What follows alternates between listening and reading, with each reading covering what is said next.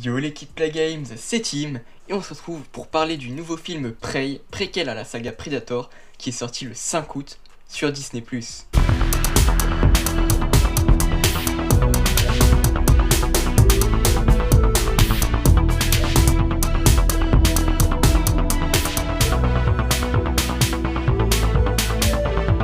Alors il est bien le générique? N'hésitez pas à le dire en commentaire. 1719, sur des terres comanches, la jeune Naru tente de démontrer ses qualités de chasseuse auprès des membres masculins de sa tribu. L'arrivée d'un prédateur aux alentours va évidemment lui donner une occasion en or de prouver sa valeur. Dans le film Prey, on retrouve la réalisation d'Anne Trachtenberg et notamment l'actrice principale Amber Midthunder dans le rôle de Naru. Donc le film Prey, c'est, je pense, mon film Predator préféré, ça joue avec le 1, mais c'est vraiment un très bon film, je vous le dis d'entrée.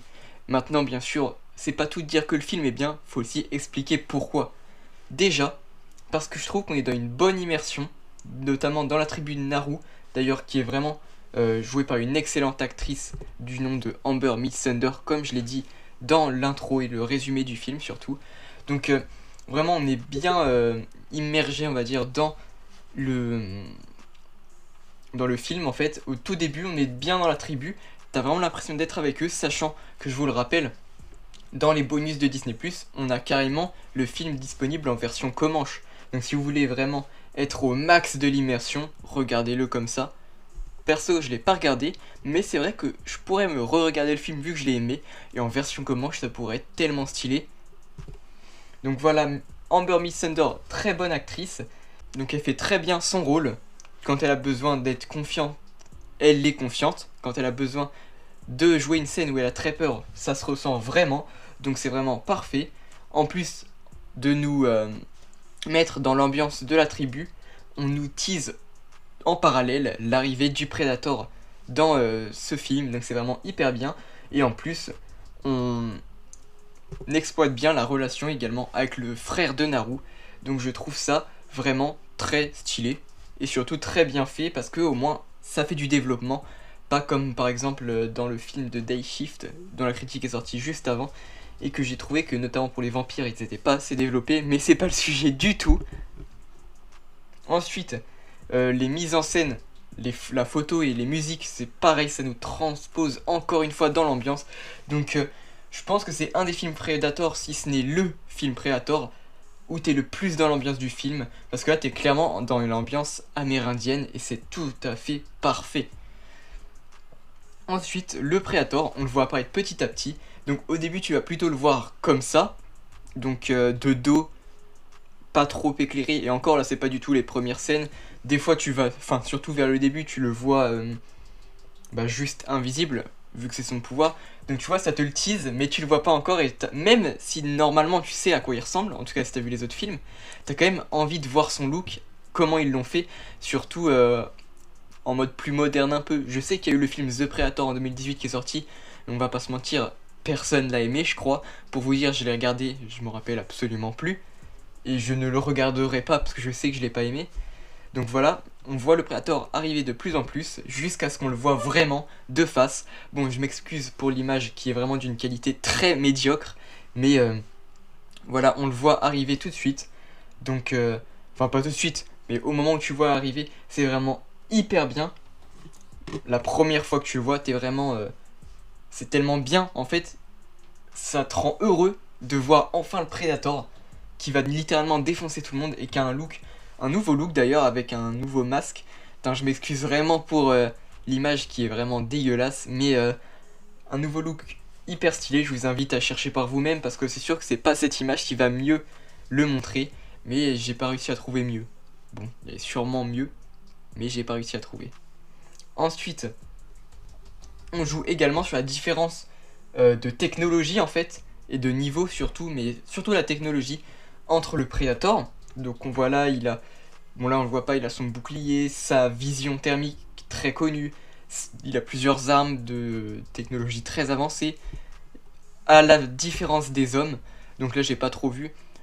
Donc par exemple Naru là, on voit qu'elle a absolument rien. On vous verrez, de toute façon c'est dans l'affiche, elle a une hache et quelques autres armes dont je vais pas trop en parler. mais c'est absolument rien par rapport à la technologie du Predator. On est quand même en 1719 dans une tribu indienne, en tout cas amérindienne, et le Predator, il a une technologie 10 fois plus avancée, même à l'heure de jeu, je sais plus parler, même au jour d'aujourd'hui, je pense. En tout cas, au moins du niveau, mais le Predator a une technologie ultra cheatée, on va pas se le mentir. Sachant qu'ensuite, on a le combat final entre le Predator et Naru. Bon, je me déplace un petit peu, vous voyez, je bouge, parce que je pensais qu'on voyait le Predator, mais non. Donc on a le combat final qui est vraiment ultra bien, il est rempli de rebondissements. Des fois tu penses que ça va être Naru qui gagne, des fois Predator. Je vous dirai pas qui gagne, ça on en parlera dans la partie spoiler. Mais c'est vraiment rempli de rebondissements et en fait ça oblige les deux adversaires à puiser jusqu'au bout de leur talent pour vaincre l'autre. Donc je trouve ça vraiment super bien parce que on le sait souvent dans les Predators, des fois c'est le Predator qui gagne, des fois c'est le héros principal qui gagne. Du coup là encore on savait pas, mais c'est vraiment un combat insane, je vous le conseille vraiment, il est très bon. De toute façon je vous conseille le film, donc forcément vous allez pas regarder que le combat final, mais le combat final je le trouve vraiment très intéressant, et surtout tu t'ennuies jamais dans le combat final. En même temps si tu t'ennuies dans un combat, c'est vraiment qu'il est mal fait, mais là il est vraiment super bien fait. Même le combat final il insiste encore une fois sur la différence de technologie entre les deux, mais la mise en scène du combat est surtout ultra bien, où tu vois que le Predator est vraiment là pour chasser sa proie et qu'il veut l'avoir, mais en toute légitimité. Enfin dans le sens où en gros il veut l'avoir mais sans tricher. C'est-à-dire que personne d'autre peut lui faire de mal, il veut que ce soit lui qui l'ait entièrement eu. Donc c'est vraiment ultra bien fait ça. Et combat final ultra bien, avec beaucoup de rebondissements.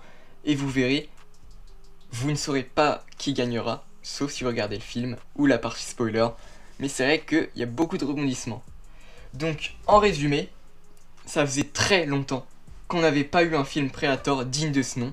Donc je vous conseille bien sûr, si ce n'est pas encore fait, d'aller le voir parce qu'il est ultra bien. Donc allez le voir parce que comme je vous l'ai dit, un combat final incroyable où tu ne sais absolument pas qui va gagner, une immersion, je n'en parle pas.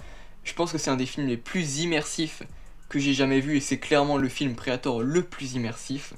On a la mise en scène, la photo et également les musiques qui nous transportent encore plus dedans et qu'en plus qui sont super bien faites.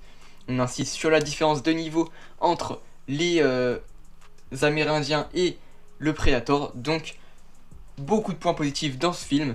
Et j'avoue que j'en ai pas trop trouvé des points négatifs. Il y en a sûrement, mais je suis encore en mode j'adore le film, donc je les retiens peut-être pas encore forcément.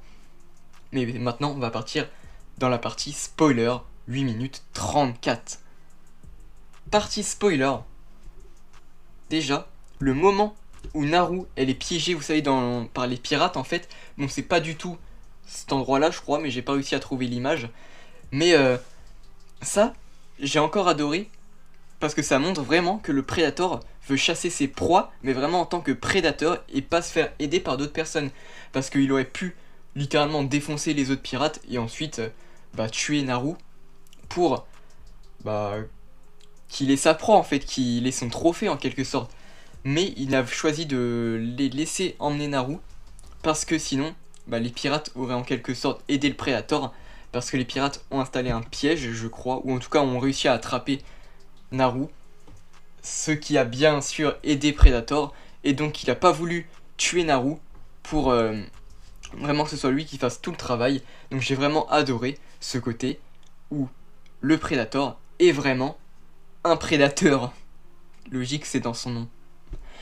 Et ensuite pour terminer sur la partie spoiler, je vous invite à aller regarder la Predator, la saga résumée dans l'ordre chronologique, une vidéo que j'ai faite où en fait je résume dans l'ordre chronologique, en fait c'est dans le titre, mais je résume dans l'ordre chronologique toute la saga, tout en montrant quelques easter eggs, notamment celui-là, vu qu'à la fin de Prey, vous allez voir que elle reçoit un pistolet de Raphaël Adolini 1715, en tout cas c'est l'inscription qui est écrite dessus, et on le retrouve dans Predator 2. Donc voilà, petit easter egg sympa, c'est pas du tout dans la critique, mais c'est juste pour vous le montrer, et pour vous dire d'aller regarder Predator, la saga résumée dans l'ordre chronologique. C'est tout pour cette vidéo. Prey, c'est vraiment un film que j'ai adoré. C'est le film Predator que j'aime le plus, comme je vous l'ai dit. J'hésite entre Predator 1. N'hésitez pas à me dire, vous, qu'est-ce que vous en avez pensé du film en commentaire. Et est-ce que c'est lui votre préféré ou un autre. Sur ce, c'était Tim de la chaîne Play Games, la chaîne qui parle de tous les sujets. Et on se dit à la prochaine.